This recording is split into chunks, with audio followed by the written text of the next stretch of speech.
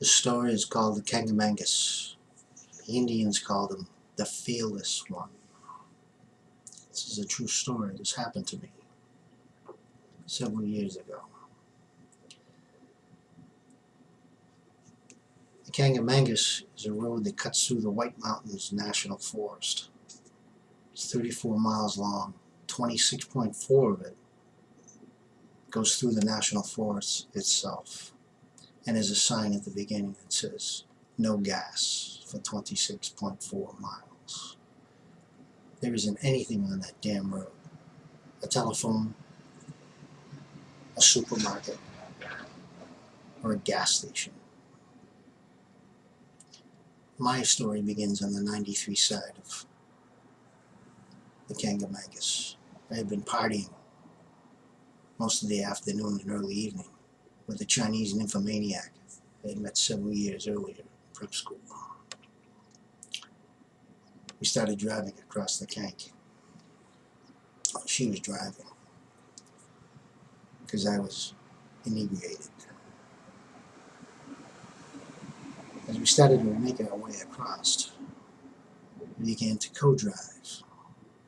She would drive, I was driving. We were driving together. And I ended up immortalizing her on a line from a cake song that we did. I was steering from the passenger seat. Well,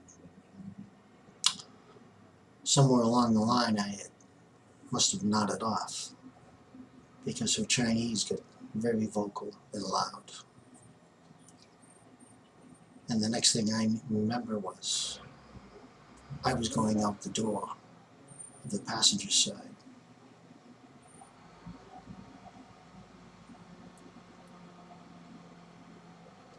I remember rolling down the highway, and I mean rolling, because when I went out the door, the only thing on me were a pair of gym shorts, and they were down by my ankles.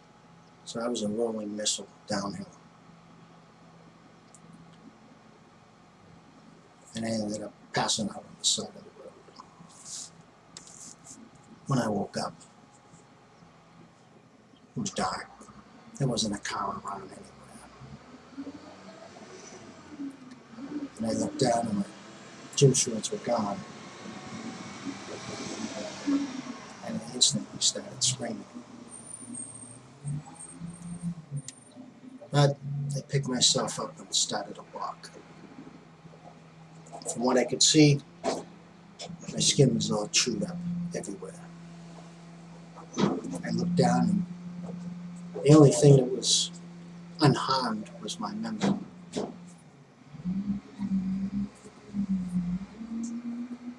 I continued my jog, and I came across a pull-off.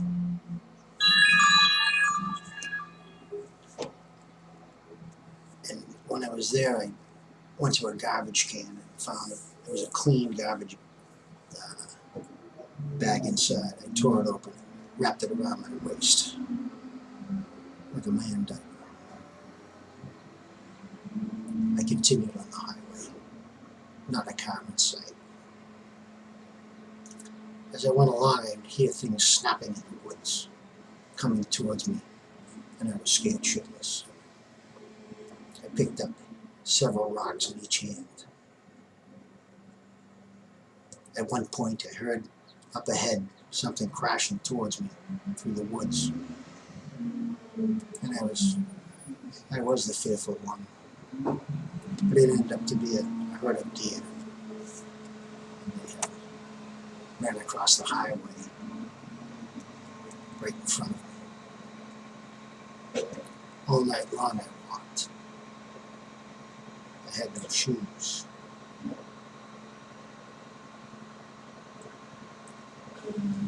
Towards early morning, when the sun started coming up, I realized how bad the damage was. Everything on my body was red, scraped, sections of brown. I looked like a barbecue spare rib. And again, the only thing that wasn't unharmed was my memory.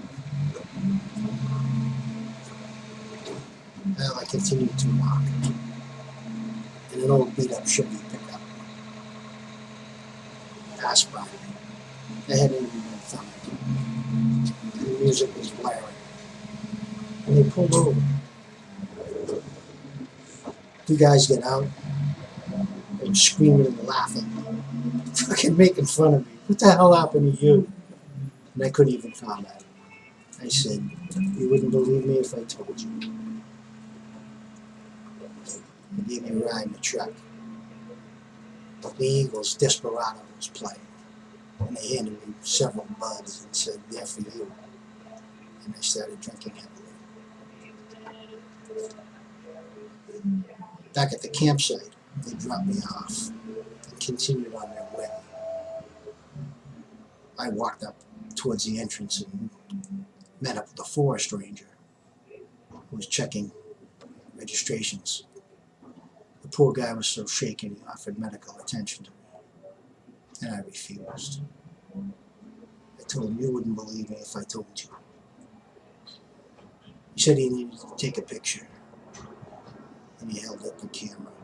His hands were shaking so damn bad, after about 5 or 6 tries, he got off a picture, and I ended up getting one. I went back to the campsite. The guys and the girls were all laughing their balls off at me, anything else they were laughing at. And they said I looked better than the food that was on the grill. And even they said I looked like a barbecued spare rib. Well, I spent the rest of the afternoon in a clear, cool mountain stream trying to get the plastic off my body. It had stuck, and I screamed. It took me 2 hours to get that shit off.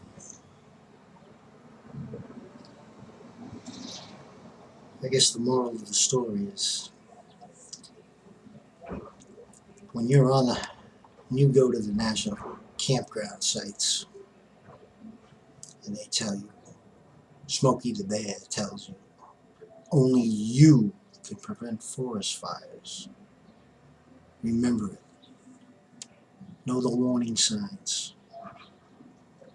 Low fire hazard, medium, high, and respect it. I should have. And I guess when all was said and done, with Trojan Man, I was still the fearless one that night.